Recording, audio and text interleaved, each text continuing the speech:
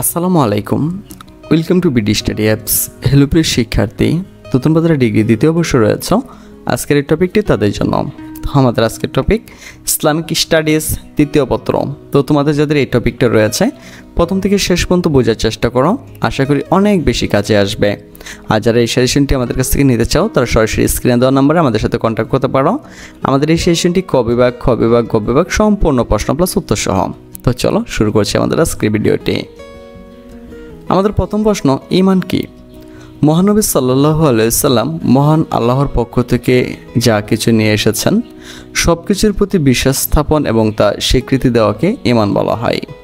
আমাদের 2 নম্বর প্রশ্ন, ইসলামের মূল ভিত্তি কয়টি ও কী কী? মনে রাখতে হবে ইসলামের মূল ভিত্তি 5টি। 1 কালেমা, 2 নামাজ, 3 রোজা, 4 হজ এবং 5 যাকাত। আমাদের 3 নম্বর প্রশ্ন, আদ-দীনু শব্দের অর্থ কী? মনে রাখতে হবে আদ-দীনু শব্দের অর্থ ধর্ম। আমাদের 4 নম্বর প্রশ্ন, শাহাদাতুন শব্দের অর্থ কী? তো মনে রাখতে হবে শাহাদাতুন শব্দের অর্থ সাক্ষাৎকার। আমাদের 5 নম্বর প্রশ্ন, সালাত শব্দের অর্থ কী? মনে রাখতে হবে সালাত শব্দের অর্থ দোয়া করা, তুমি প্রার্থনা করাও দিতে পারো। আমাদের 6 নম্বর প্রশ্ন, ইসফার অর্থ কী? ইসফার অর্থ উষার উজ্জ্বল দোয়া। আমাদের 7 নম্বর প্রশ্ন, আমাদের ফেসবুক গ্রুপ হচ্ছে যেটা BD study apps by Abdullah, আর আমাদের ফেসবুক পেজ হচ্ছে যেটা বিডি স্টাডি অ্যাপস। তাসবিহে জুহা বলতে কি বোঝো? সূর্যোদয়ের পর হতে দুপুরের পূর্বে যে সকল নফল নামাজ আদায় করা হয় তাকে তাসবিহে জুহা বলা হয়।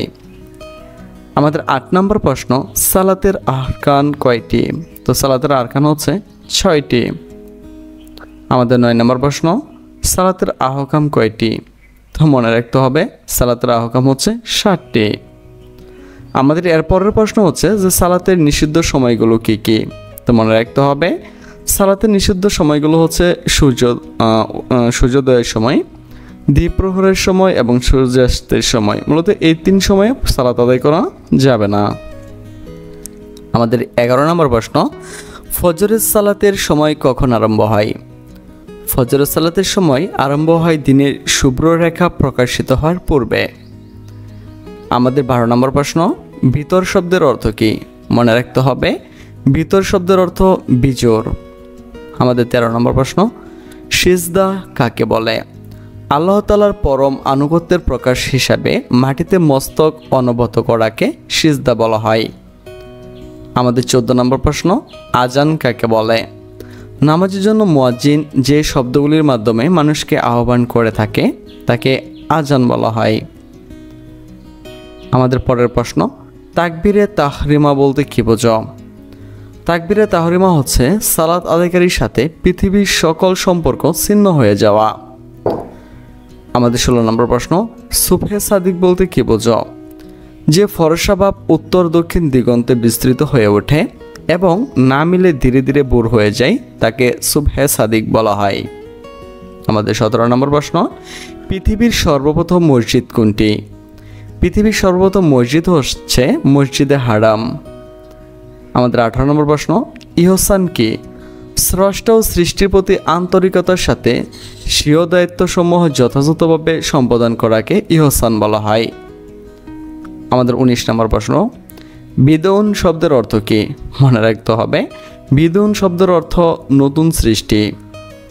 আমাদের 20 নম্বর প্রশ্ন, কবিরা গুনাহ বলতে কী বোঝায়? যে গুনাহের ব্যাপারে শরীয়তে সুনির্দিষ্ট শাস্তির বিধান রয়েছে তাকে কবিরা গুনাহ বলা হয়। আমাদের 21 নম্বর প্রশ্ন, কোন গুনাহের কাফফারা হয় না? তো মনে রাখতে হবে কবিরা গুনাহের কাফফারা হয় না। আমাদের 22 নম্বর প্রশ্ন, অফ দু শব্দের অর্থ কী? মনে রাখতে হবে অফ দু শব্দের অর্থ প্রতিনিধি। আমাদের 23 নম্বর প্রশ্ন, সুবআতুন অর্থ কী? মনে রাখতে হবে সুঅবতন শব্দের অর্থ অঙ্গ। আমাদের 24 নম্বর প্রশ্ন, ইলম কাকে বলে? কোনো বিষয় জানা ও অবগত হওয়ার নামই হচ্ছে ইলম। আমাদের 25 নম্বর প্রশ্ন, কিতাবুল ইলম কি? মনে রাখতে হবে কিতাবুল ইলম অর্থ জ্ঞান বিষয়ক অধ্যায়। আমাদের 26 নম্বর প্রশ্ন, ইলম শব্দের অর্থ কি? মনে রাখতে হবে ইলম শব্দের অর্থ অনুধাবন করা। আমাদের 27 নম্বর প্রশ্ন, উম্মুল কুরআন ধারা কি বোঝায়? মনে রাখতে হবে সূরা ফাতিহাকে উম্মুল কুরআন বলা হয়। আমাদের 28 নম্বর প্রশ্ন, বাল্লিগু আন্নি অর্থ কি? বাল্লিগু আন্নি অর্থ আমার পক্ষ হতে পৌঁছে দাও। আমাদের 29 নম্বর প্রশ্ন, মাদিন শব্দের অর্থ কি? মনে রাখতে হবে মাদিন শব্দের অর্থ খনি। আমাদের 30 নম্বর প্রশ্ন, তাবলিগ শব্দের অর্থ কি? মনে রাখতে হবে তাবলিগ শব্দের অর্থ ধর্ম প্রচার করা।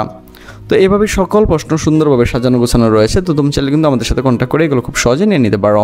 তো আজকে কিন্তু বিদায় নিচ্ছি, কথা হচ্ছে আবার এক নতুন ভিডিওতে।